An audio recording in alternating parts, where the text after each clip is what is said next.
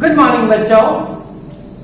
તો આપણે વર્તુળાકાર પ્રવાહગાળો તેના લીધે ચુંબકીય ક્ષેત્રનું સૂત્ર બનાવેલું હતું અને એના પરથી આપણે ઉદાહરણ નંબર 7 અને સ્વાધ્યાયનો પહેલો દાખલો કરેલો હતો. ઓકે, તો એ સૂત્ર યાદ રાખવાનું 3 દાખલા માટે કામનું છે. ઓકે, અને એમસીક્યુ પણ સોલ્વ કરવા માટે કામનું છે. તો એક પ્રવાહગાળા માટે ચુંબકીય ક્ષેત્ર કેન્દ્ર આગળ કેટલું હતું? તો μ0 ni ના છેદમાં 2r હતું. μ0 ni ના છેદમાં 2r હતું, જ્યાં n એટલે આંટાની સંખ્યા. ઓકે, તો હવે ઉદાહરણ નંબર 6 જોશું આપણે. એ જ કોન્સેપ્ટ આધારિત અને એકદમ ઈઝી દાખલો. ઓકે, તો જોજો કે આકૃતિમાં દર્શાવ્યા મુજબ 12 એમ્પિયર પ્રવાહ ધારિત, એટલે પ્રવાહ 12 એમ્પિયર છે. ઓકે, અને ત્રિજ્યા 2 સેન્ટીમીટર ની છે એવો અર્ધવર્તુળાકાર ચાપમાં વાળેલો છે. એટલે આકૃતિમાં જો પહેલા એક સીધો તાર હતો, પછી એને આવી રીતે અર્ધવર્તુળાકાર ચાપમાં વાળી મૂક્યો, એટલે અડધો આંટો માર્યો. ઓકે, અને આ ત્રીજી આકૃતિમાં શું કર્યું કે આ જ ચાપને બેઠો આ ઉપરથી વાળેલો હતો, હવે આ આકૃતિમાં એ લોકોએ નીચેથી વાળી લીધેલો છે. બરાબર, તો આપણી પાસે 3 સવાલો છે. અચ્છા, ડેટામાં 2 વસ્તુ છે. પહેલું પ્રવાહ 12 એમ્પિયર, હવે તો ડાયરેક્ટ જોઈ શકો ને. ઓકે, અને ત્રિજ્યા 2 સેન્ટીમીટર, એટલે મીટરમાં 2 × 10 - 2. ઓકે, તો સવાલ છે A, B અને C. એકદમ ઈઝી. બરાબર, ચાલો જોજો. તો સીધા વિભાગ વડે ઉદ્ભવતું ચુંબકીય ક્ષેત્ર કેટલું? આ સીધો વિભાગ, આ વાળેલો વિભાગ ને આ સીધો વિભાગ દેખાતો છે ને. હા ને, તો આ સીધા વિભાગ એટલે સૂક્ષ્મ ખંડ.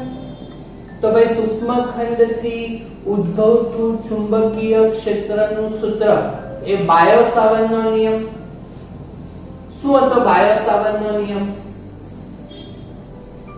બાયો-સાવર્ટનો નિયમ શું હતો? μ0 પહેલા અચળાંક, ચુંબકીય ક્ષેત્ર B બરાબર પહેલા અચળાંક μ0 ના છેદમાં 4π, પછી આઈડિયલ sin θ ના છેદમાં r², જ્યાં θ એ સૂક્ષ્મ ખંડ અને r સ્થાન સદિશ વચ્ચેનો ખૂણો. બરાબર, તો જોજો આ સૂક્ષ્મ ખંડ એટલે આવ્યો આ dl, તો એની લંબાઈ m અને સ્થાન સદિશ તો આ કેન્દ્ર સાથે, તો એની એ સ્થાન સદિશ dl. તો અહીંયા સૂક્ષ્મ ખંડ dl અને સ્થાન સદિશ r વચ્ચે બંને એકબીજાને સમાંતર લેવાના અને એક જ વાક્યમાં જવાબ લખવાનો છે. એટલે અહીં સીધા વિભાગ માટે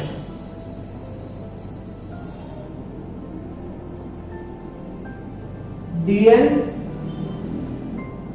અને સ્થાન સદિશ r સદિશ વચ્ચેનો કોણ થીટા બરાબર 0 ડિગ્રી છે.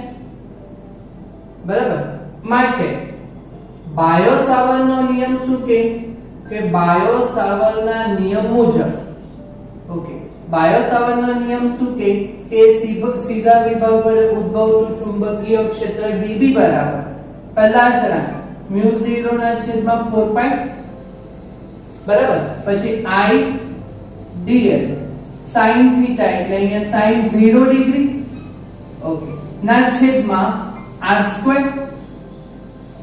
સીધા વિભાગ માટે આપણે બાયો-સાવર્ટનો નિયમ લીધો, પણ બોલો sin 0 કેટલો?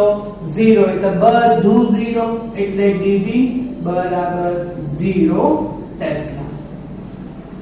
એટલે સીધા વિભાગ વડે કોઈ ચુંબકીય ક્ષેત્ર ઉત્પન્ન થશે નહીં. અને એટલે આ ચુંબકીય ક્ષેત્ર કેન્દ્ર આગળ જે છે તે સીધા વિભાગમાં એનો કોઈ ફાળો નથી. બોલો સમજ પડી? વેલ્યુ મૂકવાનું કામ નહીં પડ્યું, ખૂણા ઉપરથી થઈ ગયું બાયો-સાવર્ટના નિયમ મુજબ. ઓકે, હવે બીજો સવાલ એ પણ બહુ મસ્ત કે અર્ધવર્તુળાકાર ચાપને કારણે મળતા બી એટલે ચુંબકીય ક્ષેત્ર કરતા વર્તુળાકાર ચાપ પર ચુંબકીય ક્ષેત્ર કઈ રીતે જુદું પડે અને કઈ રીતે મળે તે ચેક કરવાનું કીધું એ લોકોએ. ઓકે, તો વર્તુળાકાર ચાપ થી ચુંબકીય ક્ષેત્ર. ઓકે, તો વર્તુળાકાર ચાપથી ચુંબકીય ક્ષેત્રનું સૂત્ર શું છે? B બરાબર μ0 ni ના છેદમાં 2r. બરાબર, ચાલો વેલ્યુ મૂકીએ તો μ0 4 * 10⁻⁻⁷ n એટલે આંટા, વર્તુળ એટલે એક આંટો એટલે n બરાબર 1 અને પ્રવાહી કેટલો છે 12 એમ્પિયર. ઓકે, ના છેદમાં 2 અને અહીંયા ત્રિજ્યા r. બરાબર, તો બોલો અહીંયા ત્રિજ્યા કેટલી છે 2 સેન્ટીમીટર એટલે 2 ગુણ્યા 10⁻². બરાબર. ઓકે, હવે આનો જવાબ આપણે લાવીએ તો 10 ની ઘાત કેટલી થશે? 10 ની ઘાત તો 10 ની -7 -2 ઉપર આવે તો +2 -7 + 2 -5 ટેસ્લા. ઓકે, હવે 2 દુ 4 4 તાલી 12 તો ઉપર 3 હશે ને, 2 તો ઉડી જશે તો ઉપર 3 હશે ને તો 3 ગુણ્યા 4 12 12 ગુણ્યા 3.14 તો 12 ગુણ્યા 3.14 જો આપણે કરીએ હા ને તો 12 ગુણ્યા 3.14 ઓકે તો 37 પોઈન્ટ હશે. ઓકે, તો હું શું કહું આ 2 દુ 4 4 તાલી 12 એટલે 3 3 ચોકું 12 તો આપણો ચુંબકીય ક્ષેત્ર 12 પાય આવ્યું 12 પાય. બરાબર ને આ ચુંબકીય ક્ષેત્ર જો આ ગાળામાં પ્રવાહ m છે. ઓકે, તો એ હવે આમાં આપણે જો અંગૂઠાનો નિયમ વાપરીએ તો m છે ને પ્રવાહ તો કેન્દ્ર આગળ ચુંબકીય ક્ષેત્ર જમણો હાથ m છે ને પ્રવાહ તો આંગળીઓ m વાળવાની તો અંગૂઠું કે બાજુ અંદર તો સમતલને લંબ અંદરની તરફ કાં તો સ્ક્રૂ લીધો. આ સ્ક્રૂ જોયો કે હવે જે રીતે પ્રવાહ ફરતો છે એ રીતે સ્ક્રૂ ને ફેરવો m તો m આ સ્ક્રૂ અંદર જશે ફિટ થશે ફિટ હા એટલે આ ચુંબકીય ક્ષેત્ર સમતલને લંબ અંદર એટલે ચોકડી વડે દર્શાવાશે. ઓકે, ચાલો હવે આ તો વર્તુળાકાર ચાપ પર છે. હવે અર્ધવર્તુળાકાર ચાપ હોય તો એને કરીએ તો અર્ધવર્તુળાકાર ચાપ માટે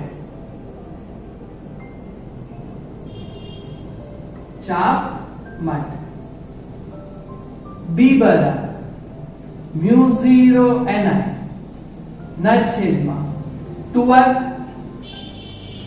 બરાબર, તો હવે આમાં n ની વેલ્યુ કેટલી લેવાની? આંટો વર્તુળાકાર હોય તો આંટો 1 પણ અહીંયા તો અર્ધવર્તુળાકાર ચાપ હોય તો n બરાબર 1/2 લેવાનું. ઓકે, તો માટે B બરાબર μ0 ની વેલ્યુ 4 pi into 10⁻⁷ આંટો 1/2 આંટા 1/2 બરાબર. ઓકે, I ની વેલ્યુ 12 એમ્પિયર ના છેદમાં 2 અને ત્રિજ્યા 2 ગુણ્યા 10⁻². હા તો બોલો આનો જવાબ કેટલા આવશે? B બરાબર હું શું કહું ગણતરી શું કરવાની? અહીંયા n બરાબર 1 લીધેલું કેમ કે વર્તુળ હતું, અહીંયા અર્ધ વર્તુળ છે એટલે અડધો આંટો તો બોલો આના કરતા આનો જવાબ તો અડધો જ આવવાનો કે. ઓકે, તો અહીંયા 12 પાય હતું તો અહીંયા કેટલા પાય આવશે? 6 પાય. 6 પાય ગુણ્યા 10⁻⁵ ટેસ્લા. આ ચુંબકીય ક્ષેત્ર પણ આવી જ રીતે એટલે લંબ અંદરની તરફ આવશે. તો બોલો બે માં શું છે ફરક? શું છે ફરક?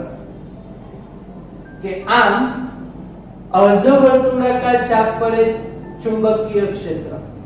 વર્તુળાકાર ચાપથી ચુંબકીય ક્ષેત્ર કરતા શું હોય છે? અડધું. તો એ જવાબ લખવા પડશે ને. આમ શું લખવાનું? અર્ધ વર્તુળાકાર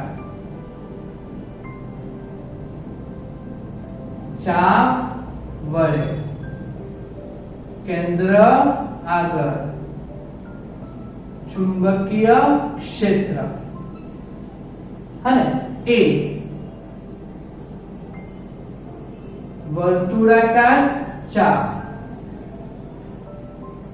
વડે મળતા ચુંબકીય ક્ષેત્ર કરતા શું હોય છે?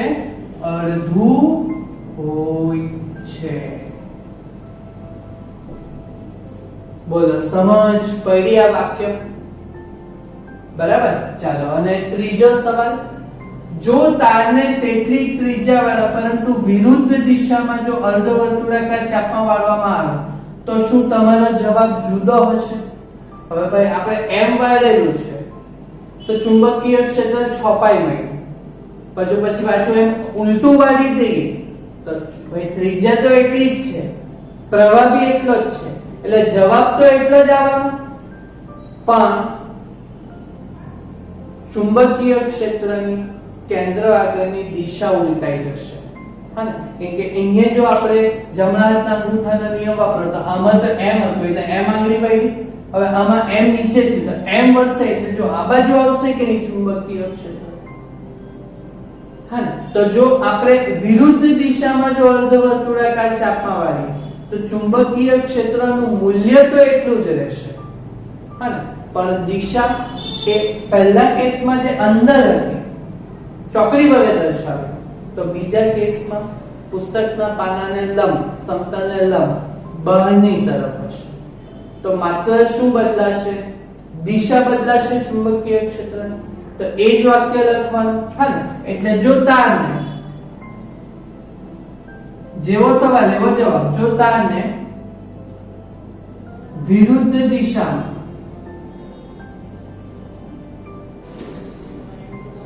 અર્ધવર્તુળાકાર ચાપમાં વાળવામાં આવે તો શું થશે? હા, તો ચુંબકીય ક્ષેત્રનું મૂલ્ય B બરાબર, એ તો એટલું જ રહેવાનું, એટલે કેટલું? 6 પાઈ ઇન્ટુ 10⁻⁵ ટેસ્લા. હા, પણ જે આગળ અંદરની તરફ મળતું હતું તે આમાં સમતલને લંબ બહારની તરફ, એટલે તે ડોટ વડે દર્શાવાશે. આવી રીતે આપણે પહેલા દિવસે સમજેલા છે ને આવું. હા, સમજ પડી? હા, આમ કેન્દ્ર આગળ ચુંબકીય ક્ષેત્રની દિશા ઉલટાશે, જે સમતલને લંબ